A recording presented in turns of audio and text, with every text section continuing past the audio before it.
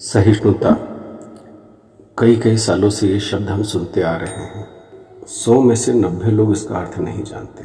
इस शब्द का बिल्कुल पढ़े लिखे लोग भी इस शब्द का उपयोग बिल्कुल ऐसे करते हैं जैसे हम मशीनों को बनाना नहीं जानते, चलाना जानते हैं।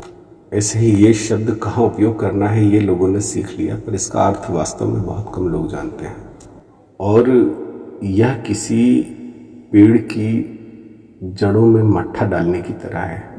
सहिष्णुता, तो धर्म की जड़ों में जो मट्ठा डाला गया वह सहिष्णुता है। पहले तो सहिष्णुता का अर्थ समझो। सहिष्णुता का अर्थ होता है सहनशीलता, सहन करना। इस सहिष्णुता का हमारे धर्म में क्या स्थान है? पहली बात तो सहिष्णुता जहाँ भी होगी वहाँ पर प्रेम हो ही नहीं सकता, क्योंकि सहिष्णुता का अर्थ ही है कि एक व्यक्ति दूसरे को सहन कर रहा है, झेल रहा है। एक शब्द होता है क्षमा, वह भी जब गलती करने वाले को अपनी गलती का एहसास हो। पर सहिष्णुता में होता यह है कि गलती हमेशा होती रहेगी, आपको सहन करना होगा। वृद्ध, बच्चे, बीमार, आश्रित, मंदबुद्धि, अपाहिज, इन लोगों को हम सहन नहीं करते, बल्कि उनसे प्रेम करते हैं और उनके प्रति दया का भाव रखते हैं। सहना मतलब मजबूरी, मतलब यहाँ से हटना चाहता हूँ पर कोई उपाय नहीं।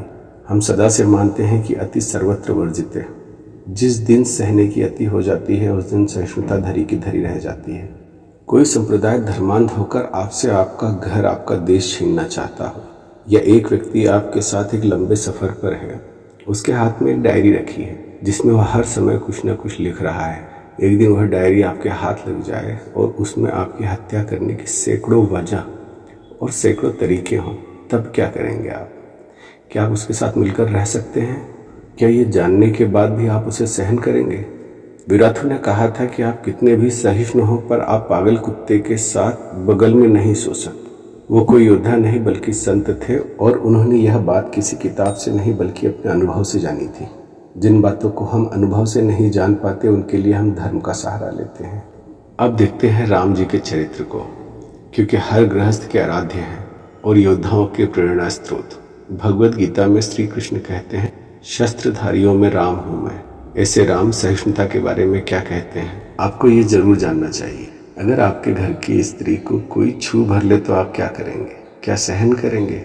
नहीं, निश्चित दंड देंगे, उसे पुलिस में देंगे या ज़्यादा से ज़्यादा उसके हाथ पैर तोड़ देंगे। इंद्र देवताओं के राजा, जिनका लड़का जयंत हुआ, जयंत ने सीता जी को छुआ भर था। अब श्री राम की सहिष्णुता देखिए। उन्होंने एक नुकीले धार वाले तीर से उसकी आंख निकाल ली एक। और तुलसीदास जी के अनुसार यह दंड छोटा ही था, इसमें तो मृत्यु दंड होना चाहिए था। कीन मोह बस दोह जदपि ते ही कर बद उचित, प्रभु छोड़ो करी छोह को कृपालु रघुवीर सम। इसका अर्थ है उसने जानकर मोह में आकर ऐसा किया था, इसलिए उसका वध उचित था, पर प्रभु ने कृपा कर उसकी केवल एक आंख निकाली और छोड़ दिया। और आगे के शब्द आपको सुनना चाहिए।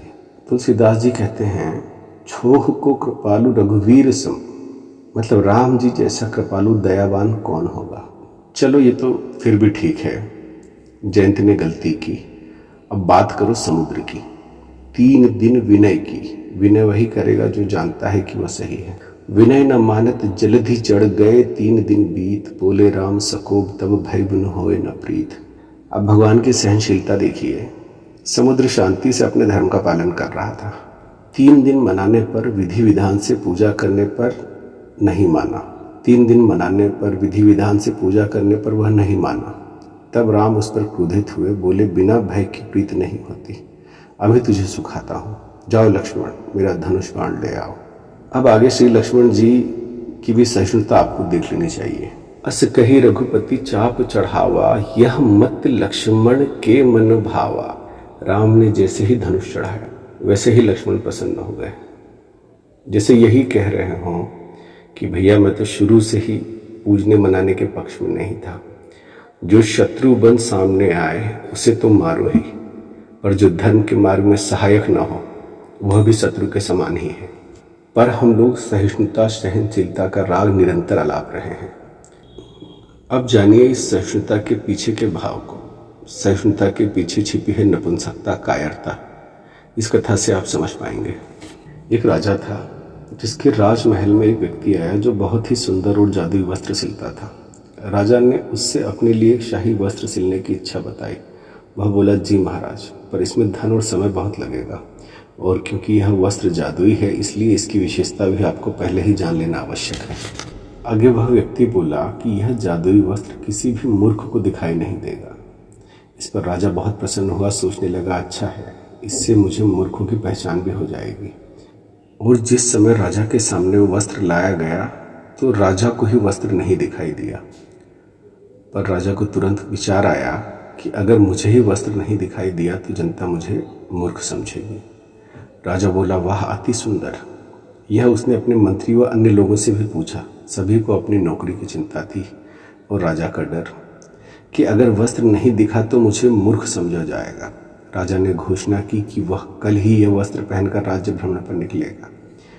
अब इस कथा का आप मूल समझिए कि सहिष्णुता का जन्म का कारण, कि सहिष्णुता की सहनशीलता की जड़ में आखिर है क्या।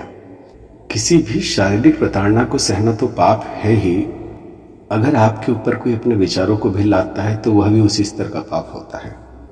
अगले दिन राजा अपने शाही हाथी पर बैठकर शाही वस्त्र, जो कि थे ही नहीं, पहनकर निकला।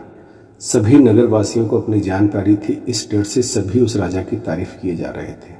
वाह, अद्भुत हैं ये वस्त्र। बस ये सारे लोग जो डर के मारे राजा को खुश करने में लगे थे, यह सोचकर कि ऐसा करने में हमारी क्या हानि, सच बोलकर क्यों विवाद खड़ा करना। आज की हिंदू कौम बिल्कुल इसी तरह की सहिष्णु बनी है। अपनी नपुंसकता को छुपाने के लिए सहिष्णुता का राग अलापते हैं ये लोग। उसी भीड़ में अपने पिता के कंधों पर बैठा एक छोटा बच्चा राजा को देखते से चिल्लाया, अरे राजा तो नंगा है, अरे राजा तो नंगा है। यह अराजक हो गया, कट्टर हो गया। यह भूला भला मासूम बच्चा, उसे जो दिखा उसने कह दिया।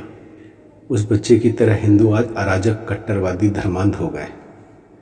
जनता के इस व्यवहार को सहिष्णुता नहीं, कायरता कहा जाएगा। हमारे धर्म में कहीं भी इसका कोई जगह नहीं है। 100 गाली किसी को देने को कहा जाए तो 10, 20, 50 में मुंह दुखने लगेगा आपका। शिशुपाल का वध आवश्यक था, इसलिए उकसाकर 100 गाली निकलवाने वाले कृष्ण थे। यही धर्म है।